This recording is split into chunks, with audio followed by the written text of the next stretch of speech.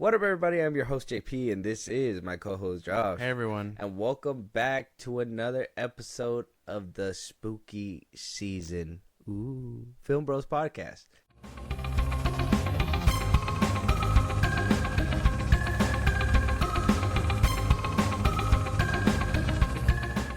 Spooky season. Josh, question. Spooky season. You like Halloween?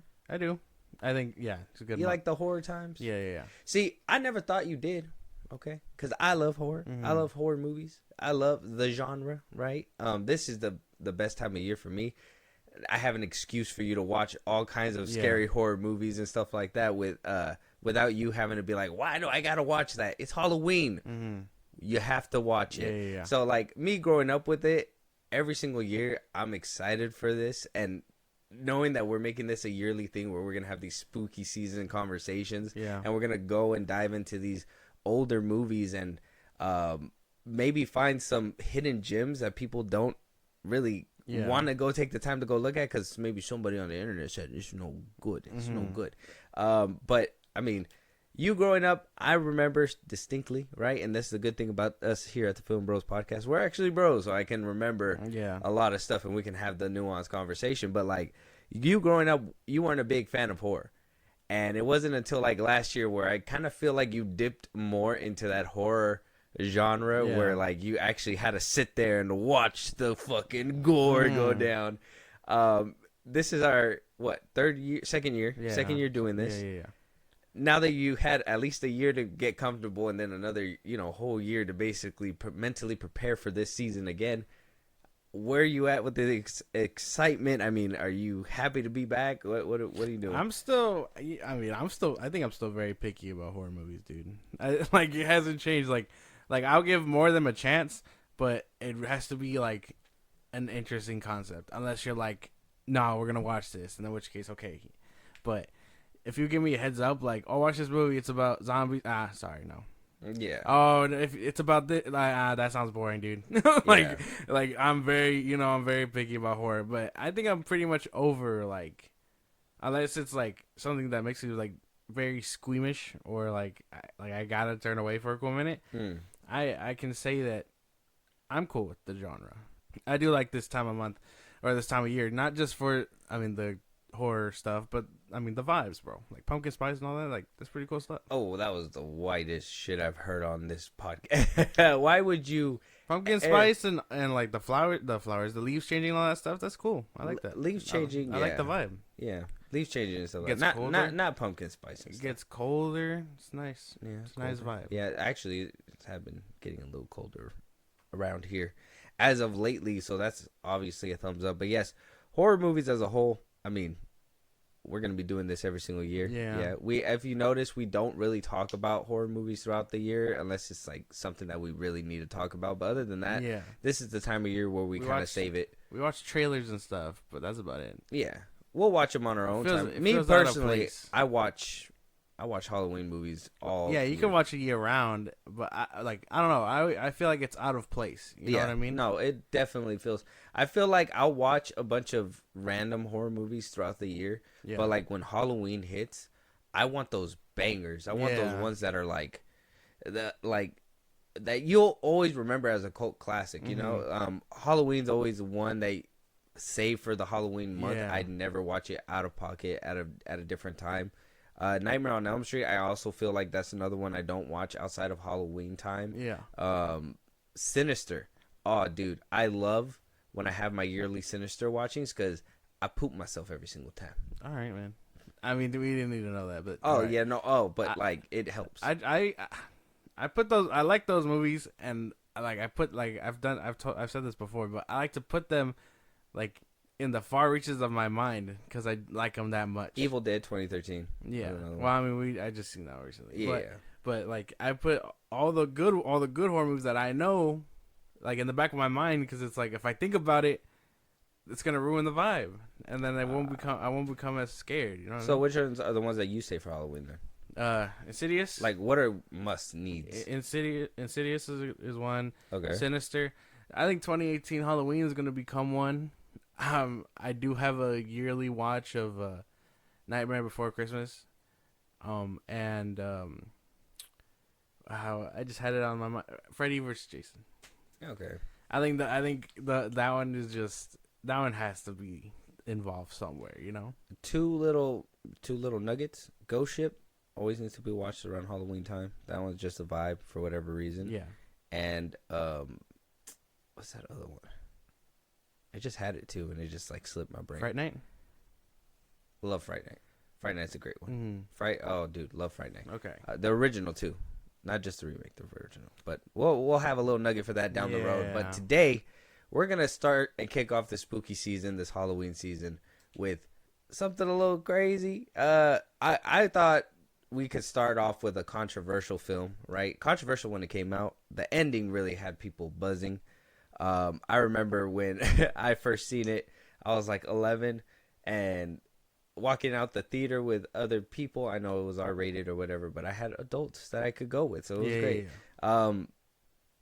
Just hearing the rumblings of like what was that and everything like that, and you know, me doing the research for this film to relive that time and actually knowing why people hate it.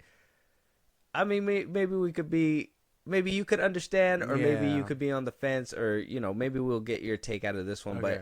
But this one, it was a controversial movie. Still to this day, I think a lot of people either love it or hate it. You're never on either. I think it's always love the full movie. That ending has you split. Either you're 50-50, you don't know which side to lean on, or you know, you're definite, hey, this shouldn't have happened, or whatever. But we'll go into all that nuances and discuss all that in literally a second. Josh, let them know what we are reviewing today. We are reviewing 2007's Stephen King's The Mist. Now listen, everybody. We are experiencing some kind of disaster. No, it's the end of days. Oh my God. Something in the mist! Shut the doors! Shut the doors! I don't know whether it's man-made or natural, but I do know that it's definitely not supernatural.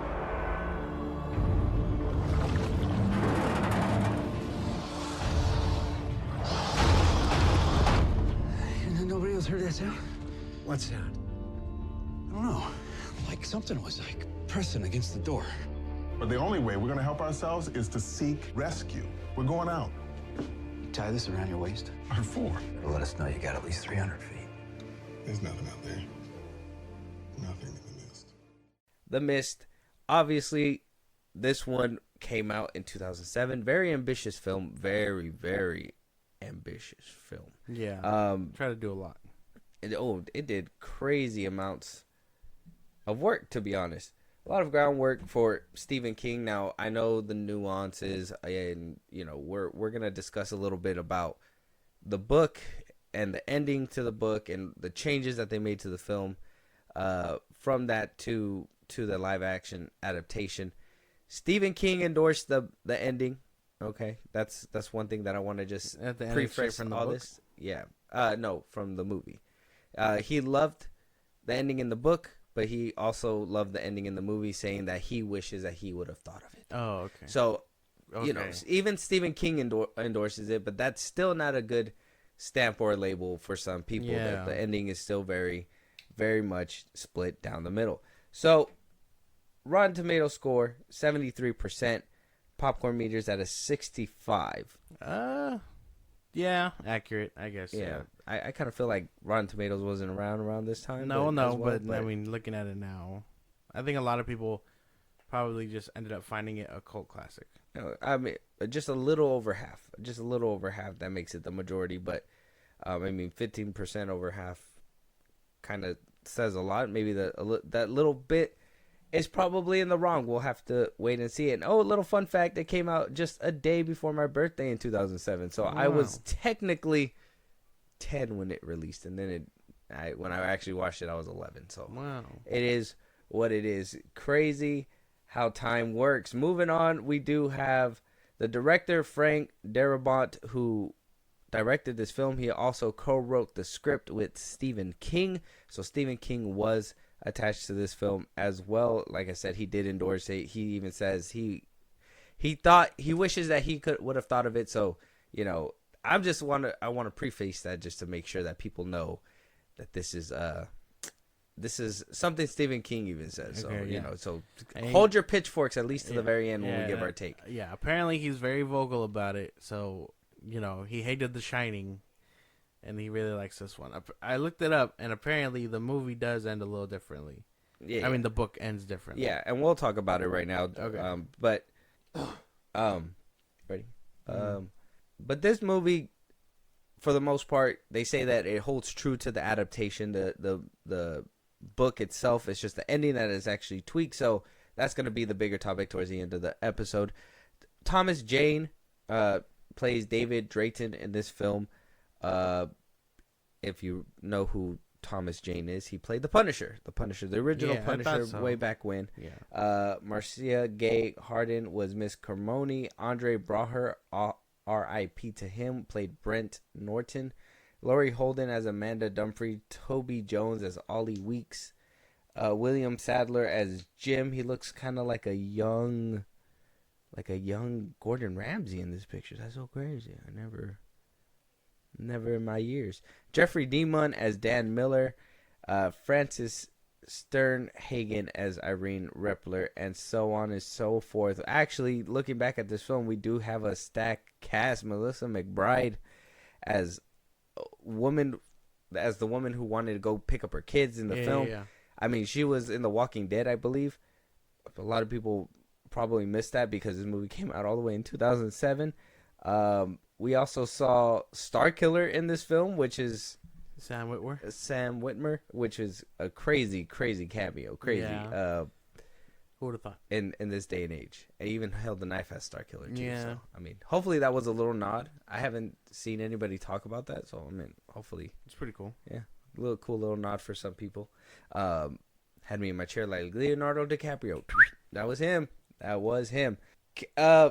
Spoilers for this one. This movie came out in 2007, all right? And like I said, we are going to talk about the ending. We're going to break that down towards the end of this episode, but we are going to talk about the film, so it's going to be very hard to avoid spoilers, especially with breaking down the ending. So spoilers throughout this whole episode, just letting you know, I can't really dictate whether we're going to slip up or not. So I don't want to hold us accountable for that. So we're just going to say spoilers here. Walk in with your own caution. And I mean, if we spoil it for you and you still want to go check it out for yourself and get your own opinions, shit, be our guest. Yeah, go do that. Do that, please. Do it. We encourage it. Go watch it. Make up your own decision. So let's start off with this movie is going to be ranked and rated by its film. Okay. We're not going to go off what the book said and what the movie said. We're going off by what the movie gave us, the intent of the film, the conversations, everything that happened. I'm just prefacing that right now, Josh, just to let you know that towards the end, some people aren't happy with the ending. You probably did your own research with this as well, and you can kind of tell where some of the conversations slide into. Mm-hmm. And I just want to make it abundantly clear, we're going straight off only the movie. Only the movie. So first things first, this movie is a Stephen King classic. Okay. All right. Josh, you hearing that it was coming out in 2000, or it was a 2007 film. How did you feel walking into this film before I start breaking down and letting everybody know what kind of happens in this film? How did you feel walking into this film? And knowing that it's kind of an older movie, were you worried? And this was your first viewing as well, right? Yeah. I wouldn't say I was worried, but I was expecting obviously dated CGI and things like that. Depending on if we got any, I didn't think we'd get any. I was just gonna be like, oh wow, this is an interesting concept, and then we end up seeing more. But I would say I've heard of it, but a lot of Stephen King novel turned movies. I haven't seen a lot of them. Yeah, there's a lot. Yeah, I mean, I can give you the ones I have seen. I've seen both It's, both the remake and the original. Yeah, both It's. I've seen Misery. Okay. And that's about it. Yeah. Well, Carrie, you've seen Carrie. I've seen Carrie. Okay, Carrie's good. Yeah, I've seen Carrie. Carrie. I didn't know that was him. My fault. Yeah, that's still him.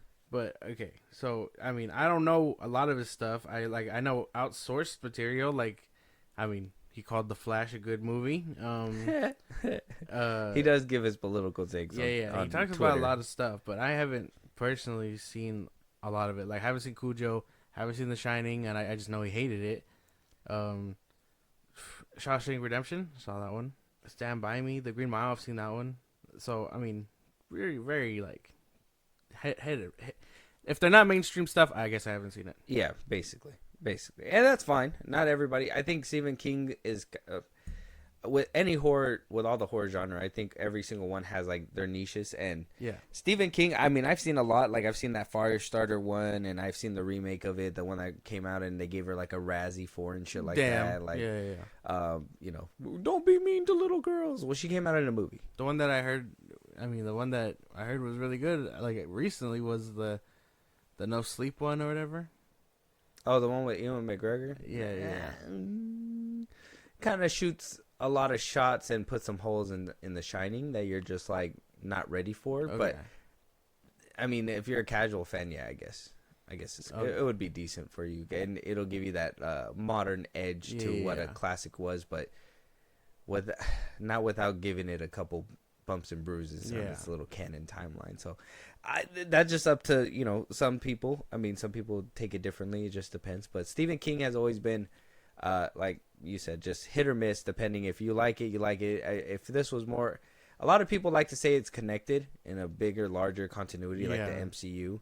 But if that was the case, Stephen King would be overseeing every single project, and he would make sure that every single one would be with his stamp of approval, and not be like, well, I like this one, I hated that one. You know what I mean? Well, It's some real George Lucas shit. Well, yeah, but if it's all like in its own pocket, like universe, I could understand that. Like just different phenomena happen around the world. Cloverfield, kind of. Cloverfield, yeah. Or like I told you, I think M. Night Shyamalan's movies are kind of all connected in some way, shape, or form. Mm-hmm. So I mean, I could see it happening, but like I said, I don't know much of his stuff to even want to dig into it. But as for this movie, I can say you were just like, we're gonna watch it, but I can't say that I was looking forward to it. You know what I mean? No, I know what you mean. I seen it. I seen it in your body language, but I was like, bro, you're gonna sit down and watch it. It's the horror time. I'm going to put a horror movie on that you're gonna love, you're gonna hate. We're gonna put it on and we're gonna have the discussion. It's okay, because if you hate these, I still hold them near my heart. Okay, I still hold them near my heart. I feel every horror movie is like, you know, you'll have like those excellent ones like Drag Me to Hell. Oh, we should probably you have like the great ones like Drag Me to Hell, and then you have like the ones you don't talk about like Night Swim. Damn, crazy. Yeah, January fucking sucks. But sometimes you could just sit there and watch these horror movies and just have a laugh too, right? They could be comedy sometimes. You could sit there and just be like, why'd they do that? I think the one that I laughed the most out and I paid a ticket for and everything in the movie theaters, I think it was 2016's or 2017's Poltergeist, the remake. Yeah. Was in the theaters, busted out laughing. People did not know why, but I was like, dude, this is just comedy gold. Like, there's no way that you put this in a movie and was like, this is horror shit right here. No. So the horror genre does not go without its misses, but today we are praising, or more or less. You might be more or less. You may not be praising, Yeah, but okay. So in this film, we follow David Drayton and his son, where, you know, they're in a small town. He's there with his wife, and then tragedy strikes. A thunderstorm happens. A whole tree flies through a window. The next day, seems like it ravaged the whole town because even his neighbor had some issues. Had his car struck by a tree, while his tree also struck Drayton's back house. Yeah. So here they go. They make amends and say, hey, we're going to go to the store, the warehouse, to go get some stuff. Drayton takes his son and takes his neighbor with him to the store, where it seems like the whole town has been hit because everybody is there to basically buy some goods. You get a little hint of the mist when before they head to the store, and then right at the store is when shit hits the fan. You hear people screaming, a siren, alarms. You got people rushing towards the store, and the mist just creeping up oh so slightly on everybody, and even making a scene to show you that the mist is seemingly killing people, right? Got that dude in the car right before it hit the store. People are panicking. A lot of this is faceless monsters. Obviously, 2007 was not the year of you wanting to put everything on screen, but they tried. Oh, did they try? Drayton is there with a bunch of other people where they are having their own little panic attacks, right? Humanity is on the edge right now. They don't know what's happening. They're seeing people get killed, but they aren't 100% believing it. Drayton is trying to just worry about his kid. He goes down to the docking to go see about the generator. He sees that it's smoking. You do have a couple encounters with some extraterrestrial beings, right?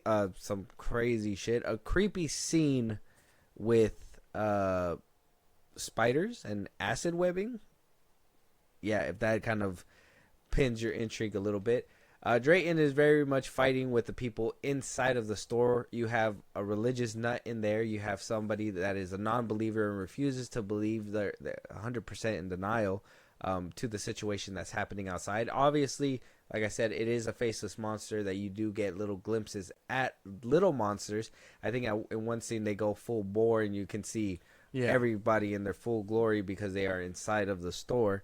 But for the most part, inside the story, it seems like a lot of humanity is battling themselves.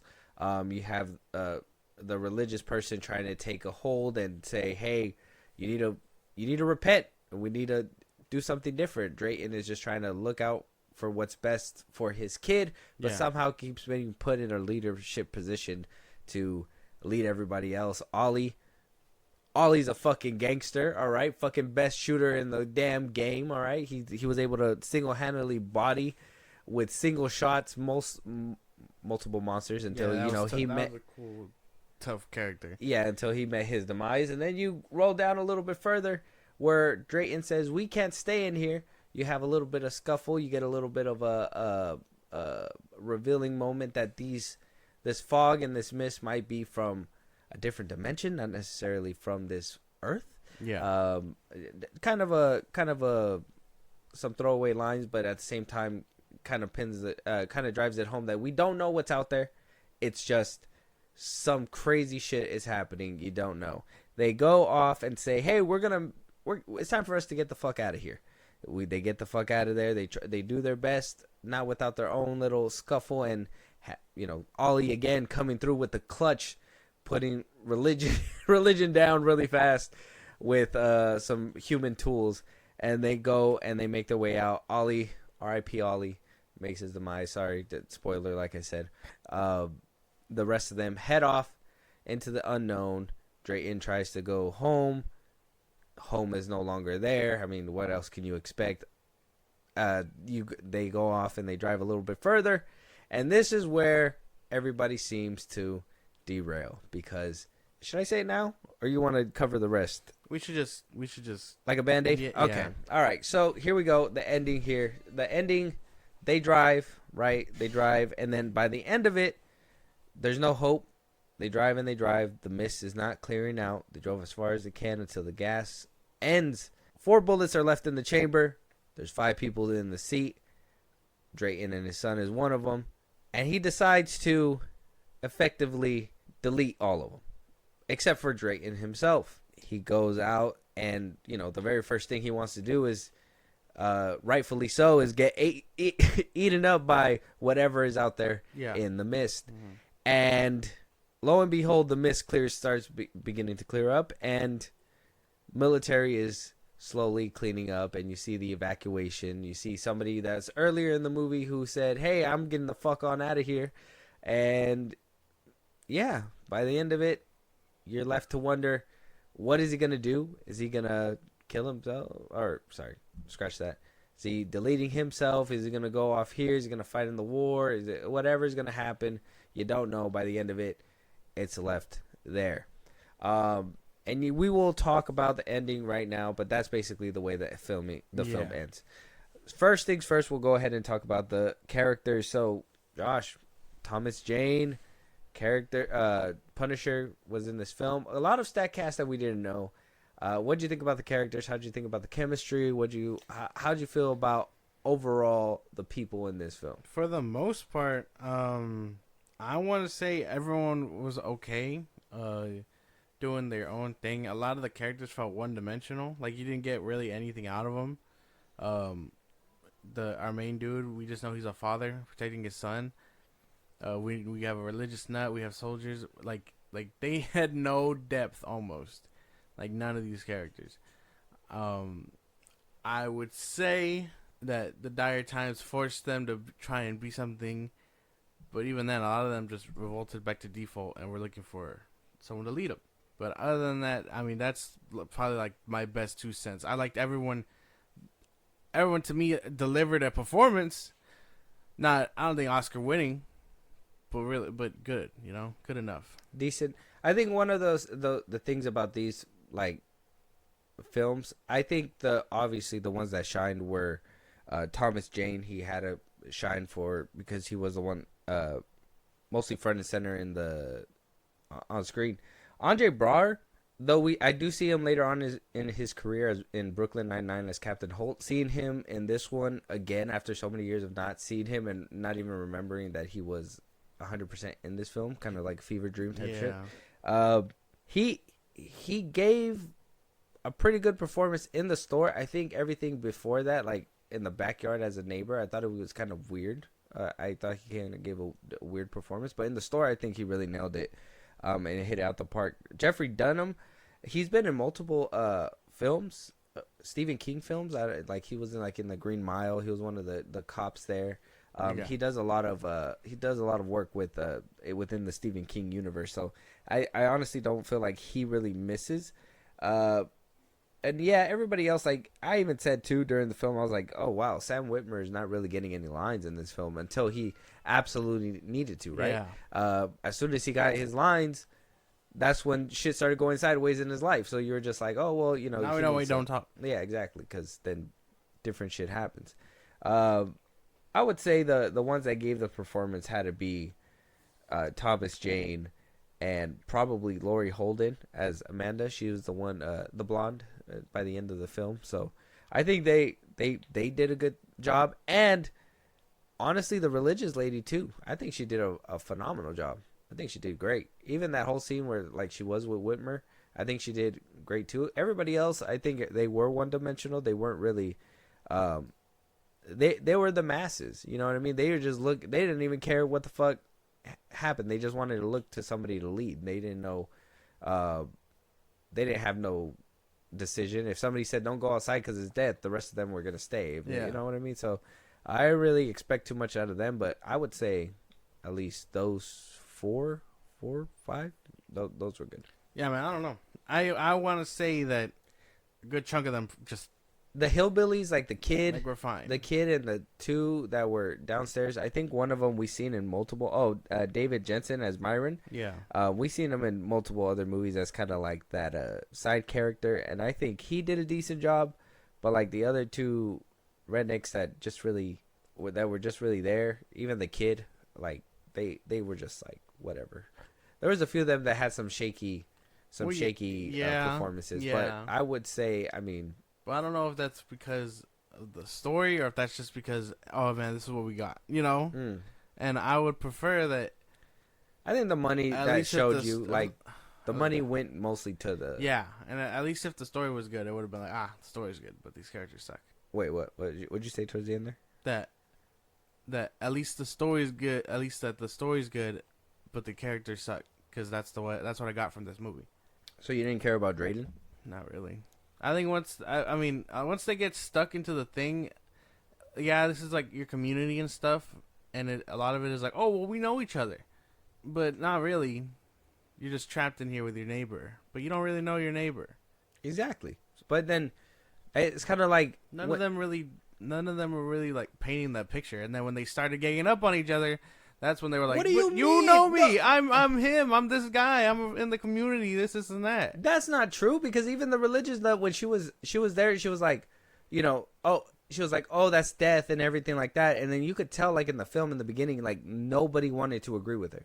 Everybody was quiet. Everybody was like, oh, you know, like I got shit that I got to worry about, whatever, blah, blah, blah. Like she was kind of making sense in the beginning, and then as you could tell as time progressed, like.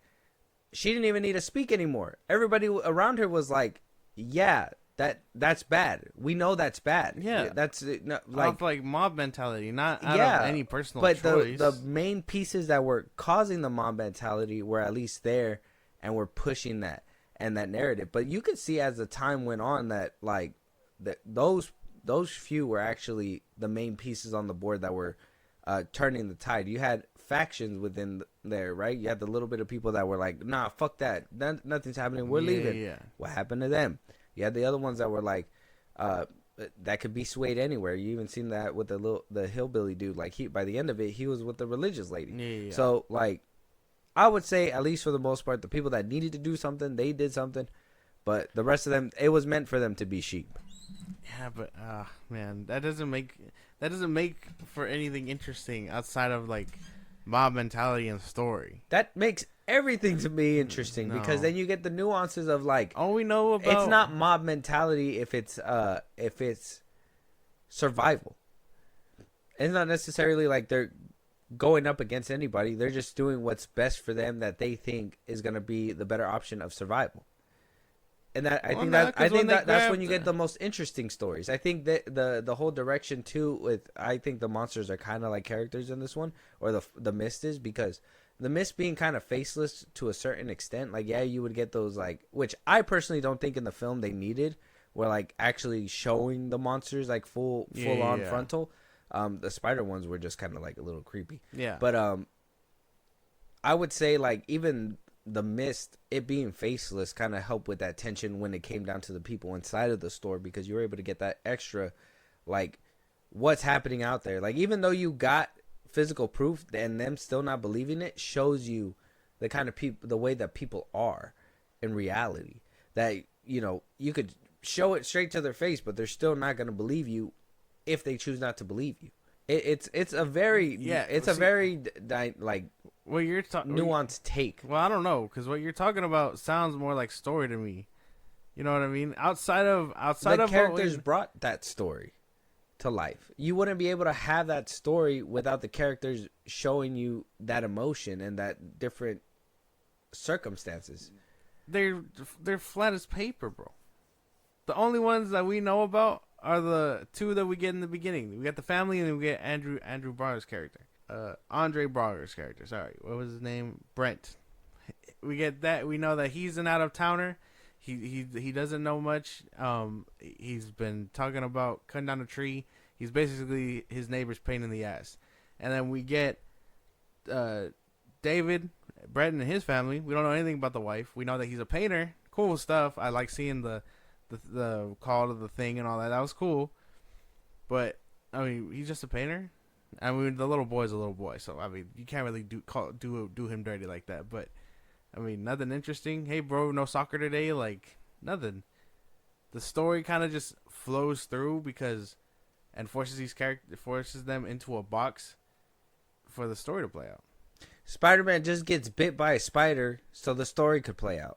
That's what you're basically saying. Peter Parker. What do you mean? Peter Parker before he gets bit was a character. He wasn't just No, he was a nerd with like who you got characterization before he even gets bit. What are you talking about? These characters didn't feel like anything. I couldn't feel for them outside of like, oh damn, that kind of sucks. You said, anyways. But the thing is that even in the beginning, them having that tension and them squashing that beef and then showing you that, you know, he is a family man. What else do you want them to say about the kid? What do you want them to say in the drive to a grocery store? You want them to give you exposition out the ass or something? Like what did you want? Well, they gave you a little bit. They were like, well, they showed you all the story stuff going on, the military and all that stuff. Mm-hmm. On the outside, them driving through, stuff like that. Like, you know, the little bit of panic. It was them needing to be there at that place for the story to kick off anyways. Yeah, I don't know. I think character-wise, they kind of fall flat. But who? Which ones? All of them. Who's all of them? The only interesting one and it was because it was so coded in religion, was the religious chick, and even then, she was the most annoying part. I could agree with that annoying part. But like everyone else didn't really feel like they had anything else going on. So if that's the premise, the blonde chick, cool. no. The blonde chick, no. Ollie, kind of. because they didn't really sit you down with them. How long was this movie? This movie was like, oh, it was like 2 hours. Yeah, they had like 2 hours, and they didn't really dive into like the blonde chick, the old lady. They just show up, get locked in, and they just know each other because it's a small town. But like, we don't know them. We're just supposed to follow them through because they know each other. Like, we shop at the same grocery store every Tuesday. Hi. But it doesn't do anything. Like, you can feel emotionally invested to a certain point, but eventually it becomes like, oh man, this person's just being stupid. But that's the terrifying part, though. You're locked in with a bunch of people that you don't know, that is so easily swayed, that you believe you do know, but you don't know. Well, that's what I was getting like. Who was the first person that that's what I'm saying. Like, you're saying that they didn't bring anything to the table, but even Thomas Jane's character, the first person that he went to was the guy that he thought that they squashed the beef, and it showed even through everything, he still doesn't trust nobody. It's still in denial. They show you the piece. He's still on the fence. They have that back and forth. I'm not saying that everybody like was giving Oscar-winning performances, but at least the ones that did, they put in some work. And then obviously the rest of them, they're not really gonna. They're just gonna follow suit because they're just sheep. I feel like we're having two different conversations because I'm not performance wise. Yeah, everyone did their thing. I'm talking character wise. Like, they don't do anything outside of like panic. You get what I'm saying? Like, Thomas Jane did really good. I knew he was the Punisher. I'm like, oh, he's a good actor, but his character doesn't do much. We don't know anything about him outside of he's a painter. What do you mean he doesn't do much when he's the main character? He's the one that literally helps the kid when nobody else was. He was the one that literally went down to fix the machine. You can have characters do something, but we don't know anything else about them. We don't know anything about them. They were like pretty cut and dry. I guess I guess I can see what you're saying, but what the fuck do you want them to talk about in the middle of a store when they're trying to survive? I like, that's just where I'm just like, what do you want to know about them? And then they kind of give you that exposition-y part when the lady was kind of talking about everybody, the old lady. But I mean, what else do you want to know about it? The fact of the matter is that they're all stuck within the grocery store, and they all have to figure out ways to deal with it. And the different ways that people were dealing with it was in denial, aggression, stupidity. I mean, I would find that to be another thing. It's just I don't know what you wanted them to say. I just wanted a little bit more out of them, out of their character. And he was a reluctant guy who just, wanted to help his kid, but pushed into that hero position multiple times, and still needed to lead them. So it's like, I don't know. That one's a split one for us. Yeah, no, for we're sure. not. I don't think we're seeing that. No. But at least we can agree that performance-wise, everyone did pretty good. They did okay. But character-wise, I guess motivations are kind of muddled when it comes to that. I mean, but I would just assume the main motivation is survival. Yeah. If the simplicity behind all these things, like, again, I don't know much outside of Stephen King other than It and all that stuff. So I don't know what his other movies are like. Well, all the movies that he ever makes is good and evil. Yeah. So but are they all this simple? Are they all like oh, they're for this one they're trapped in a box and they just have to escape, or like do they get a little bit more complex? Because I've seen The Green Mile and that gets pretty complex. Yeah, and I mean, Shawshank Redemption. I mean, yeah. So Carrie gets kind of complex. Mm-hmm. And they all, that one, I know that one, good and evil, religious things and all that stuff. It's just, I mean, we've said it before, and like we've come to the consensus. But like, if you have a simple story and complex characters, you can have something good. But if you don't have characters and you kind of don't have story, what are you left with? You know what I mean? Like, we've had that. I guess that's where it's going to lead us to our next spot, which is plot and story. So, plot and story. The story is survival. They get stuck in the thing Mm-hmm. with strangers. The whole, mouse in a maze kind of thing. They try to escape. Like, the premise is nice. Not mouse in a maze. I would say cornered. Mouse cornered. What I liked about the story for the most part was the actual mist. Like, I guess that's a character in itself, right? Because that's like the fear. You don't know what's out there. Mm-hmm. It's just fear in itself. People don't want to move out of fear of we don't know what's out there, and then you have fear overwhelming the characters inside, which kind of forces them into everything. I mean, story wise, I would say it was pretty alright. Some stuff kind of just happens, but for the most part, I think I can let it go. A lot of it's pretty good. What do you mean stuff just happens? Well, they let the dudes go. They let dudes go like twice. Who? And then they die. Fuck, what's his name? Brent and his group. They go, die. They let out another dude. He dies. The clerk. This actually, now that I'm thinking about it, okay.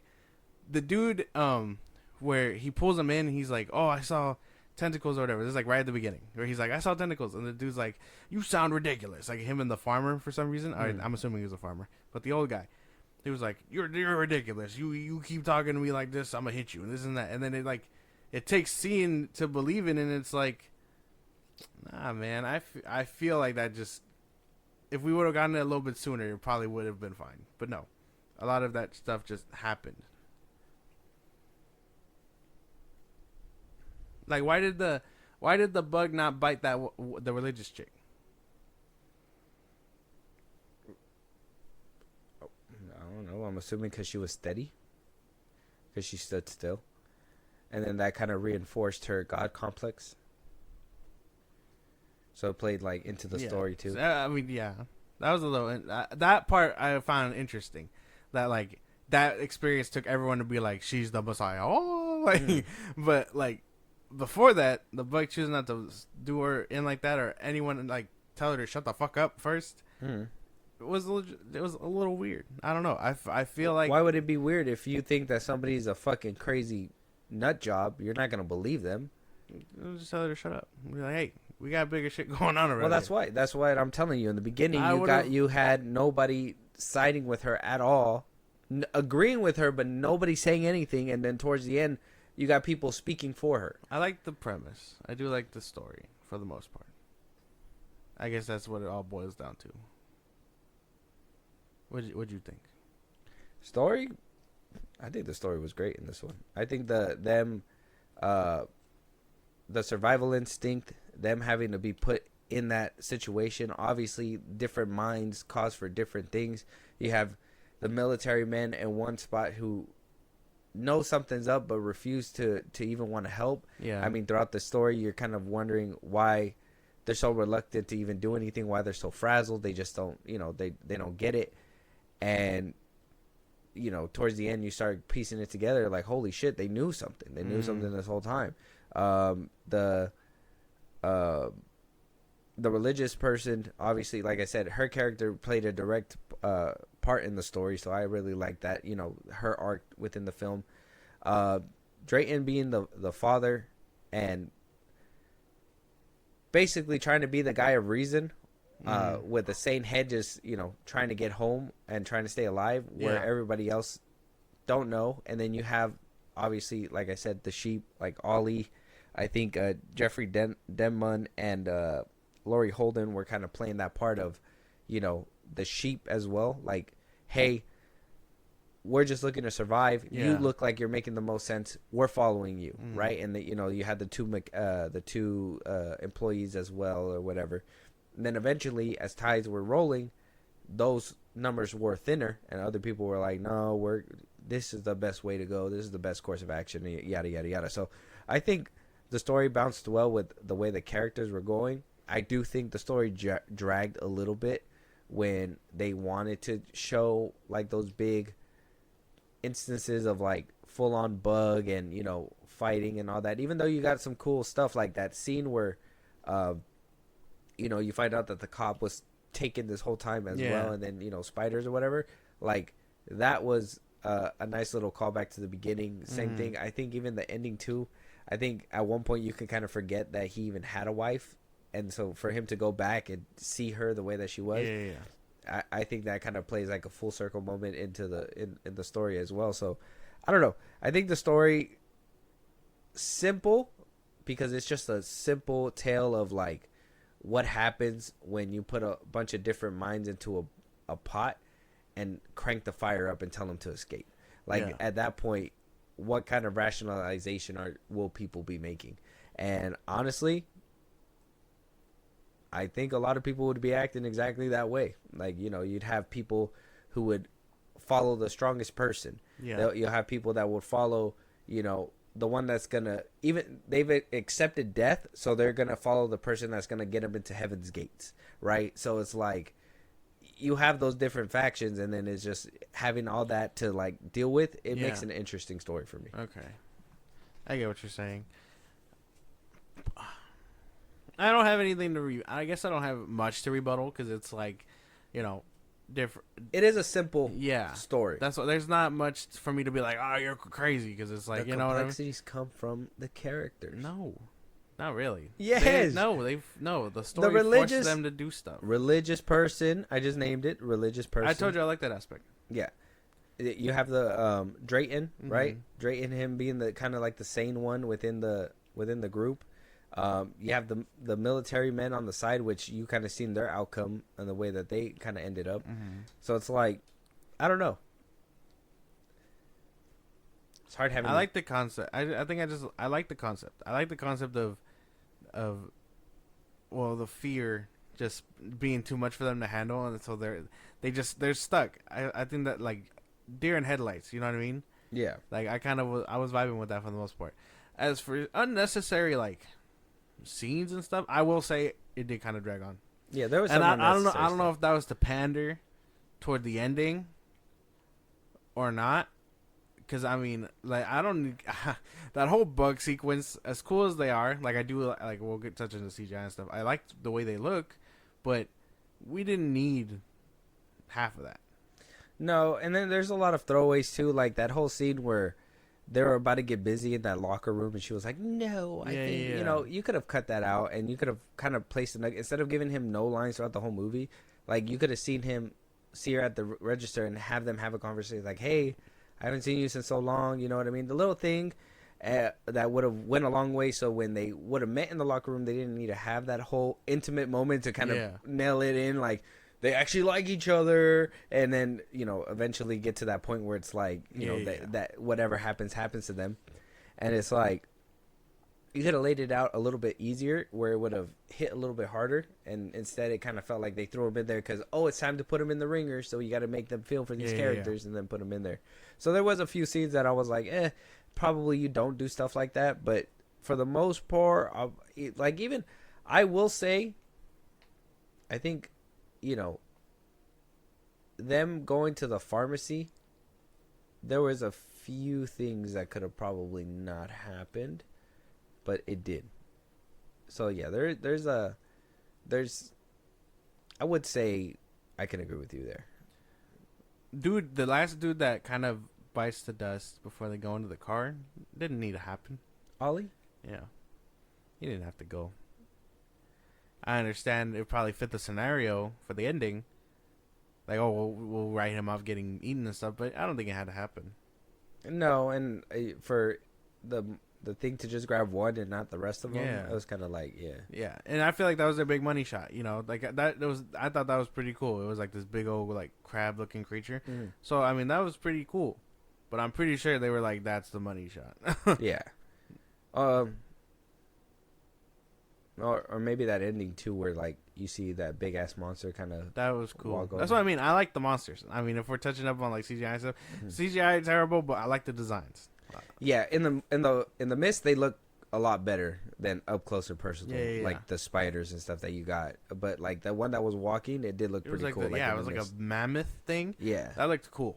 I was like, okay, if all these things, like some of them are just, I guess you could think about it like prehistoric, Like things, you know, like bugs used to be fucking huge. Yeah. So like all they really know how to do is like their thing. You know what I'm saying? Yeah, like, eat, hunt, build a web, family, things like that. Basically. And so you get human-sized bugs. You're like, oh shit, or bugs the size of a big dog. Did those make you kind of a little uneasy? The spiders?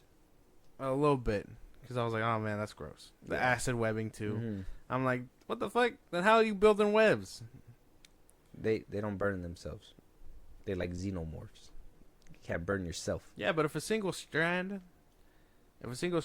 shoots is like acid. Oh yeah, why isn't it burning on the walls? Yeah, the walls. Or Oh no, there was webbing. like gunk on it and stuff. It looked like they kind of layered it first. Oh, okay. Yeah, I yeah. You know what I'm saying? I get you. Because I mean, I like that when they came in contact with people, it actually like stung and stuff. It was like Going like around the leg was crazy. That was tough. I was like, man, I wouldn't. Shit. This is why you can't put me in a horror movie. If I see you're gone, if I see anything lower than your waist is harmed, I'm leaving you. Yeah, legs. Wait, what? Huh? Yeah. What if I get a nail through the foot? Are you leaving me? Can you still run with a nail in your foot? Not really. I'm like limping, Okay. but fast limping. Yeah. And So no- like, if you're hauling ass with me still, Yeah. I'll do my best to like hold you with me. But like, if you're like, if the killer's nah. like right behind, I'm gonna be like, let me go, bro. I got him. Okay, Fucking okay. run. Yeah. If you're gonna help me at least crawl a little further, I give my life. yeah, for no, it. but like severed leg or like I'll be like, I got him 1 HP. no, like Go back and get him. like anything that looks like it won't heal or whatever pretty quickly. You're running a away. liability. You're a Yeah. liability now. If they lose an arm, you could still run. You can run. Yeah. You can escape. Stop screaming and shit. Fucking put the wheels on. Yeah. Focus and then scream later. Yeah. So story. I mean, I can understand, and yeah, there's a few things that kind of slow down the story a couple Yeah. of times. So I can kind of get you when it comes to that one. What about when it comes down to, let's say, visuals and CGI, cinematography and CGI? Dated. A Dated. lot of this. A lot of the camera work looked pretty cool. I wish they would have done a little bit more practical stuff, because we know That that it would've could be helped. happen. We know that could, it's a possibility. I know the budget was kind of small with this film, but like, seeing CGI tentacles and then chopping a piece off and then giving us a glimpse of what could actually look practically. Yeah. You kind of want the practical stuff just a little bit. Yeah. Some stuff could have been made it, and then you could have moved on or something like that. Mhm. You didn't have to like CGI everything. Even like if you were gonna do the webs, like you could have done like fake webbing or Right, whatever. just throw it in the frame. It's just one guy. Or Yeah. something. But no, I think that would be like that would have been a cool answer to everything going on. But I know 2007. And this kind of being the CGI, ambitious. That means that it was fucking ambitious. They were trying with a budget of like a potato. They were trying. Yeah, because I clearly, I got to be honest. When I first seen it, like I said, I was like 11. Yeah. I seen it again when I was like 15 or 16. So it's been like almost like 10, 11 years since the last time I seen it. Yeah. And like my remembrance of like what basically happens in the film, I don't even remember full on CGI monsters. Like all I remember, like when I was even sitting there, I was like, damn, they really had the audacity to throw them in the damn store. I was like, dude, like I would have just played so ambiguous with the mist. It would have made for greater tension. Okay. I know that but yeah, like in 2007 you were coming out with movies like Transformers and shit like that. You're People like, I want to wanted- compete. Yeah, you wanted some money shots with that, and a couple of them did. I think the far shots, like with the big monster at the end and like the crab and all that, those would have been justified. But I think the little ones, like them flying through the store and stuff and all that, like You those could tell were kind of took up a lot of energy. a from lot the of budget. Yeah. But it was cool when the bird was like chomping at that dude's neck and Yeah. shit, like taking that Yeah, shit you out. got some pretty cool stuff. That from girl it. got swolled up so bad. I know. Worst way to die. Yeah. Worst way. I'm gonna die like that? Ugly? Yeah, No. no. Close casket for me. I sir. would have. Yeah, no. I would have bit it back. I don't know. Where you go? It starts. The bug too. Yeah, like So- I wouldn't. It's just gross, dude. Yeah. But for the most part, camera work looked pretty cool. Visuals very much outdated. Yeah, which is kind of insane for a 2007 movie, but we get it. I get it. Yeah, small budget. It was a horror movie. They really stretched out that fucking. They're like, how much more can we squeeze in there? Like all of it. I think maybe that one scene, if they would have just focused mostly on the spiders and stuff, or if they wanted to do the Lotus and make like the spiders like come into the store or whatever as well, instead of giving it a whole habitat on the side. I don't know. One of those had to give, in my opinion. It put more, if they would have gave those up, and then the Lotus one or the spider one, and put a little bit more character in depth in those scenes, I think it would have made a different story for sure. Play it out a little bit different. It just felt like they were running into certain scenarios where it was like, oh yeah, we got to kill a few of them for them to understand. No. Some of those didn't have to die. What happened to, oh yeah, first sign of trouble, we're leaving. Bro, dude is talking in a pit of webs. We're leaving, right? I've seen webs this big, I'm out. Money shot was when dude fell and all of his like back broke into spiders. That shit was nice. Crazy. That was even at 2007, like CGI, everything else, that looked cool. Yeah, that was pretty cool. But like, man, I see spider webs as big as like human, I'm out. I didn't even step in foot. Like no, this ain't gonna work. Web, no. Yeah, no. I do feel that that with on me for one. hours now. I know. What the fuck? I do that with a small one. A big one, it's just a maze at that point. Yeah, nope, not doing that one. And then seeing spiders crawl out of a dude's body, I'm hightailing it out of there. That's what I'm saying. I am gone. No staying for me. No staying for me. Even that religious person, I'm surprised she was able to hold still with a bug on top of her, because I would have just been like, I'd be like, look, you trust this so much, you come with us. I would have been like, look, we can make it to my house. You just got to stand in front of us and protect us. Yeah, no. Be our guardian angel. Yeah, right. As one would say. She gets 8. 8 immediately? Yeah, right. But yeah, but the well, I guess visually speaking, there wasn't much to like stand out or pop out. Not even like the ending. Like you didn't even get like a gleeful like sunrise or anything like that. It wasn't really too crazy. CGI was kind of lacking, but I wouldn't say. I wonder if we would have a different conversation. Like if we would have been like, "Whoa, bro, that fucking shit was crazy." We would have seen it like in 2007, but we're in 2024 and we're like, yeah, we've come a long way. And even then, 2007. I seen Malignant, bro. 2007 was like I seen Barbarian, bro. Pretty cool. So they make that shit look crazy on a small budget. Yeah, with practicality. So it's like you could have done something with the mist. Yeah. But here we are. Before we get to the rating, we got the ending. Here we are. Yes. Controversial ending, and then we'll put everything all up together, give it a rating, and then we'll pass it on to y'all so you guys can let us know. So first things first, I think we'll talk about what happened in the original ending that got people pissed off, and I had to do a couple of look-throughs, look-sees, and twist ending galore for sure. So first things first, in the book, it seems as though they were heading out in the mist, all 5 of them, that they continued to drive into the mist. The book basically ends ambiguous, where they never leave the mist, they just continue driving. Yeah. And that's basically Finn. Like, they just ride into the fog. Okay. Or the mist. Not to be confused with the fog. 2005's the fog. They drive off into the mist, and they're never seen again. Okay. Like, that's the ending. That's the end of the book. That's basically what I got. No, nothing different. No, they catch up with military. Nothing. They just drive off into the mist. That's the end of the movie. Yeah. That would have been the end of the movie. Frank had different plans, though. He said, you know what? We are going to give you something crazy. Something insane. Something that's going to really make you think. And in this one, obviously, like I said, Drayden unalives the rest of them. Yeah. And he is the one who has to live with it. Depending on how he lives with it is up to the viewer, because that's where the movie ends. He sees the military arrive after they ran out of gas. He does what he does, and he wants to get 8, but he can't because the mist dissipates, and the military is there cleaning everybody up, the aliens and whatnot.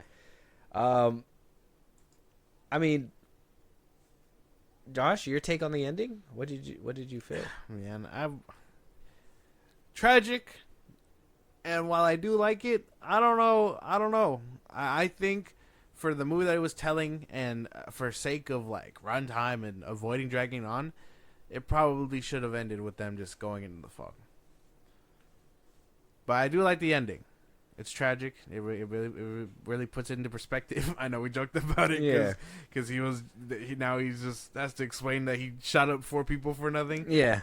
But like, sir, what happened here? They all have the same wound. But like I would say that for technical purposes, it probably didn't have to play out like that. Okay. When I first seen it, that shit was crazy. You know, you're always like, man, they don't have the balls to do it, especially with a kid in the room, right? Sure, they did. When I saw it as a child, I was like, oh man, like that's so. I thought it was dumb. I thought I was dumb because I was like, hey, and like, why would you do that?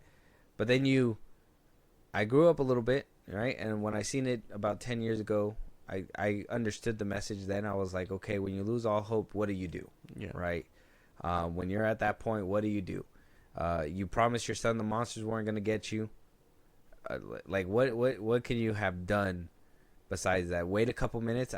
That's a couple arguments that I hear online and stuff like that. You don't know how long it was going to last. Yeah, so for it to happen that way and, hope to be completely gone, it's like, I kind of understood it. From a film perspective now, I do see what you're saying, and it's like, yeah, it seemed like, at first glance, you could kind of see it as, oh, this is like, we need to end the movie already. It's time to wrap up, kind of thing, right? And, put it in there. You're going to get shock value and everything by the end of it, and then you go home scratching your head wondering what the fuck just happened, right?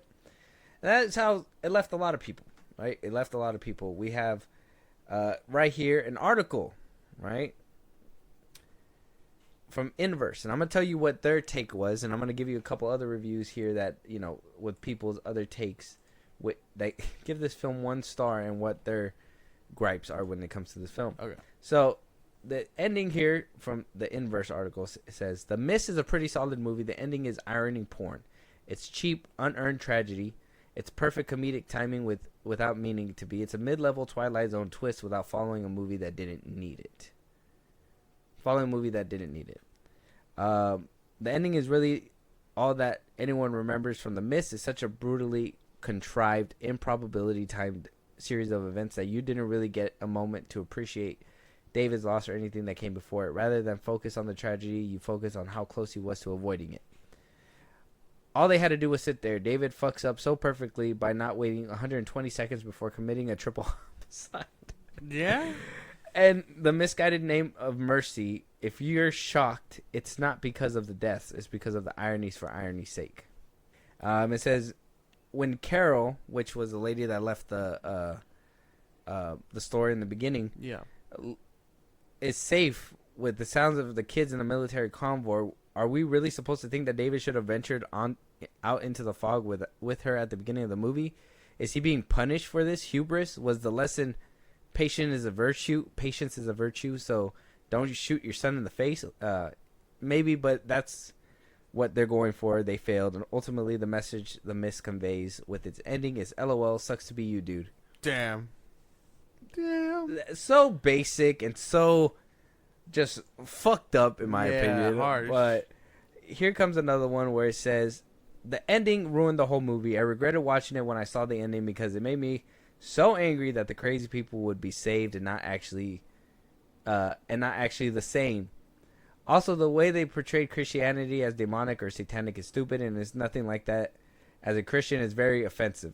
Okay, shut up, dude. We're moving on from that one. We also have, the ending is absolutely so infuriating. The fact that the acting was terrible, made it hard to watch. However, I still watched it. There were some parts that I did enjoy, but I believe there were way too many unanswered questions. One being where and what happened to the first group of people that left the store. Another being where these things came from. I know that the Arrowhead Project has caused a miss, but how were they able to come? Well, I mean, if you're slipping through different dimensions, I mean, do you really know? You need to know. Yeah, like, do you need to know how it came through? It's kind of like watching Cloverfield. Like, you don't know how the monster came through. You just know it's fucking ravaging, right? Yeah. It goes on. It just the ending contrived, poor shock value, absolutely no closure. Shock value.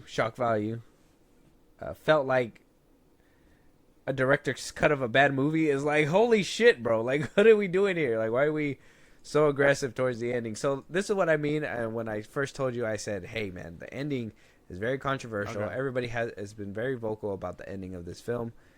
Any of these comments have validity towards you? No, not really. I mean, I could see shock value for shock value because that is kind of harsh.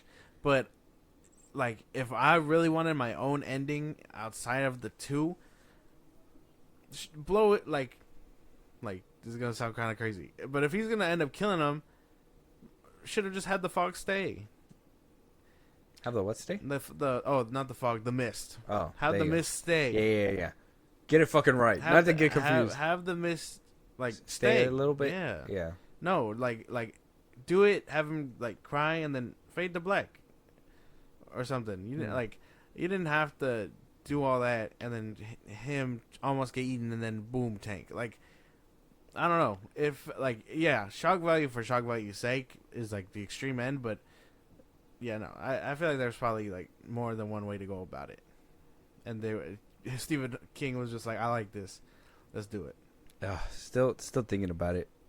You know, me being a father now, it kind of hurts to see it because it's just like, man, would I be able to do that? Probably not. I think the argument waiting and being like, he should have waited a few minutes. Like, well, yeah, but you don't know how long it was gonna take. Yeah, he was desperate. They were desperate, so I understand the reasoning. I just don't think I like it. What's better, a mercy shot that's gonna end, second, or he saw what happened earlier. That's why when people are like, oh, it's out of pocket, it's out of, why would he have done that? It's like they laid down the groundwork. The kid said that he didn't want to be taken by the monsters. The father promised him that. The father seen what the monsters can do. I wouldn't want to see my kid be torn up by like 7 different bugs. Yeah, that's crazy. And hearing him in agony and all that stuff. So it's like, to me, it being a mercy thing, I wish it would have been like a pop, and then right before he's gonna do his kid or something, like the fog would have came about, and it would have been like, holy shit, like I just murdered people, but thank God I saved my son, kind of thing. Or maybe the tragedy is that he only got his son, and then the rest of them survived or something. Like, it would have played out a little bit different, but I think me being a father now, like I said, it's just that ending kind of hits for me. And for him to have done it so soon, and only because he was like, there's no hope, I'd rather do this than have this happen. And then, to me, it's always a jaw-dropping moment when it's like, I know a lot of people are like, oh, it's comedy, like how he said, oh, it's kind of hubris that, the tank rolls up right afterwards and everything. I don't find it funny because it's kind of like, I mean, yeah, to the outsider, it's like, holy shit, like, we made jokes, we're like, holy shit, dude, but like, if you're putting yourself in his shoes, in which that's what you're supposed to do for the film, it's like, holy fuck, I just did the unthinkable and the unspeakable, and they just found me. Yeah. And now I have to live with this? Mm-hmm. Like, I don't know. Yeah. I think it's a hard-hitting piece, and yeah, I think for shock value's sake, I can kind of see that angle only because it's like you said, let's wrap it up, leave them with and then they leave the thing. So I mean, that could have probably been it. Looking at it from hindsight perspective, now that I've seen it a few times. If you really want to be like harsh about it, that's the route you take. But I think irony and all that other stuff doesn't really play a piece in it. Some people say that this was kind of like a turn for him, but I don't think that was a turn. Do you kind of feel? No. Like, what do you mean turn? Like, because I've seen some comments where it was like, oh, that he never led up to that moment. He never showed himself to be that person. No, but I feel like everything in the movie he was pretty kind heroic. He was doing just about everything to be like, you know, that guy, to make the hard call, you know. So it sounds in character, but it's such an extreme case. And again, I understand the reasoning. I guess if I want to sound like those people, I wouldn't have put him in that. I would have written it differently. I'm going to put my glasses on real quick, just so I could give my take real quick. If you agree with me, we'll kind of wrap it up here so we can just be like, I think it's consensus. But my thing is that this man had hope the whole time. He wanted to get to his wife, right? That's ultimately was. He's son, we're going to go to get your mother. That's where we're going. He promised him the monsters were going to get him the whole time. You know, he was the one that saved people. When the kid was getting ate by the tentacles, everybody stood around. Who went for him? He did. So he was the one that was like, no, we're going to protect as many people as we can. I'm going to get him to see his mother again. We're going to be together again. Yeah. When you leave the store after seeing everything that you just seen, even though in the best hopes that you were trying to keep people safe, you make it back home and you see that your wife is dead, your kid is motherless now, and it's just you and him and the other people that are in the car with you. You know, you were hopeful throughout the whole movie, and if you would have just held on to that hope for this much longer, a little bit longer, you would have made it. Yeah. But because you didn't, and you thought everything was hopeless, and you looked down a dark tunnel for 2 seconds, you had to make a decision that is always going to haunt you for the rest of your life. Yeah. That is what I got from this movie by the end of it, right? Like, if everything else aside, acting and everything, overall story, like, that's what I got by that ending. And I know a lot of people are like, the 2 seconds that it would have. I get it. But if you notice the hope aspect throughout the whole film, and then him just losing it all once he sees that his wife is done, you get it. You understand. He lost all hope. And the very, very next thing that he could think of was a mercy. Yeah. Yeah. So I understand. He was losing it. And then the fog kept going. Your car ran out of gas. You're in the car with these strangers. You don't want to be bug, crab, spider food. Like, you're going to want a way out. The only problem was he didn't have one. So he just got the short end of the stick. So I they had like food supplies in the bag, huh? Did they ever get it back from that girl? No. I would have popped the 3 and kept the bag of food and been like, son, this is for me and you. Every so often we're gonna throw one out so they can eat them, and then we'll be fine. No, I've been like, well, we gotta lose the load. Yeah, there you go. Boom. Yeah, there you go. Like, but yeah, no, I see what you're saying. I get it. So I mean, kind of agree with me when it comes to that one. So I guess from your perspective, because of me, I wouldn't change the ending. But would you have preferred something different, or you kind of feel like this is? Okay? I think Drive. I think the driving would have been better for you. Yeah. Okay. Just for sake of runtime. I can see that. Because they drove into the fog, and we got like 10 different cuts of just them driving through fog, and we could have done without that. Yeah, it could have faded to black at that point if they really wanted to. Yeah. But then you get that cool scene where the monster walks by. Oh, that's true. Yeah. I can't win them the all. good with the bad, the happy with the sad. So with that though, I mean, if you want to give us your last thoughts on this, and then give us your ranking or your rating from 1 to 10, 10 being the best, 1 being the worst, 5 being in the middle. Go ahead. Unexpected for sure. I will say I did like it. For the most part, I think this movie has a lot of gripes, and it being the kind of movie that it is, because it does have a lot of interesting kills. And I do like the bugs and stuff, but man, it just looks so weird. Maybe if they had like a rebooted version, like if somewhere down the line they were like, let's just redo it, tell the same story, but just upgrade the visuals and all that kinds of stuff, I'd be down for it a lot more. But for this one specifically, it's probably like a 6 out of 10. You haven't seen the Netflix Mist, did you? They have one? They have one. No. It's a series. Oh, okay. Dog shit. Don't ever watch it. Damn. Yeah, Okay. don't ever watch it. But okay, you gave it a 6. Yeah, 6 out of 10. I should. Acid spider your leg. That's what. Gross. Yeah. Yeah. See, watching it back now, very much dated. Right. It's something that is like, like you're looking at it, you're just like, damn, man. You could have used a little practicality in there. You could have mixed it up with just a little bit, right? Other than that, story holds up for me. I think this is one of the ones that I can come back to revisit every so often. I don't think this is one that you could watch all the time, but something that like kind of reminds you that like, how do you say? Kind of like, we get a lot of those movies where like the world's ending. 2012. You got Leave the World Behind with that Tesla one on Netflix. Like you get all those movies where you see how humanity reacts to like tragedy, catastrophic nature, stuff like that. I really much enjoy those movies because I'm like, all these motherfuckers would act like this, and this is why I can't trust none of y'all. Because if we're ever in a store, I'm probably taking you guys out like Among Us, bro. Like I'm taking you guys out one by one. I'm the imposter. Jokes on you guys. All the food's gonna be for me, right? I'm gonna pop someone. I'm gonna point and be like, he did it. Everybody's gonna go after him. It's gonna be good for me. I think everybody, the way that people are played in this film are played to a T. I know that Josh has a different take on that. Yeah. But I personally enjoy this film for what it came out to be. Even the ending too.